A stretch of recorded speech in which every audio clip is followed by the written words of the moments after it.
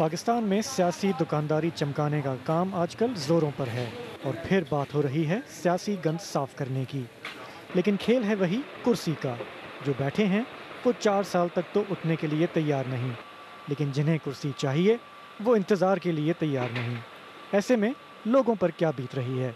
ہم سر ڈی چوک میں بیٹھے ہوئے ہیں، ادھر اس سائڈ پہ کھدائی ہو رہی ہے سر، اور کاروبار پچھلے 5-6 مہینے سے نہیں ہے سر، اور یہ سامنے کنٹینر ابھی لگا دیے انہوں نے اور ساری کھدائی ہوئی ہے، اور ہمارا بزنس جو ہے بالکل ڈاؤن ہو گیا ہے۔ جلسے جلوس سے پہلے دسیوں ہزار پولیس والے اسلام آباد پہنچ چکے ہیں، جگہ جگہ رکاوٹیں کھڑی کر دی گئی ہیں۔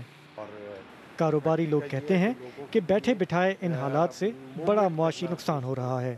جون 14 اگست آ رہا ہے، گورنمنٹ نے کنٹینرز روڈز پہ رکھ دیے ہیں، اور کئی تو خالی کنٹینر ہیں اور کئی مال سے بھرے ہوئے ہیں۔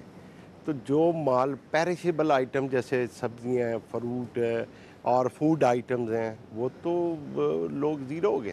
لوگ دیکھتے ہیں کہ کیا ہونے جا رہا ہے، تو ہر آدمی رکا ہوا ہے کہ کیا ہونا ہے۔ بے یقینی کا اثر کراچی اسٹاک ایکسچینج پر بھی دیکھنے کو آیا، جہاں اس ہفتے کاروبار میں خاصی گراوٹ ہوئی، لیکن ہمیشہ کی طرح ان حالات سے سب سے زیادہ پریشان ہمارا دہاڑی دار طبقہ ہو رہا ہے۔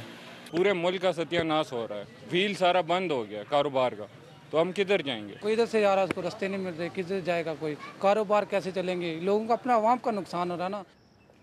یوم آزادی سے پہلے اسلام آباد میں ریڈ زون کا یہ علاقہ سیل کر دیا جائے گا۔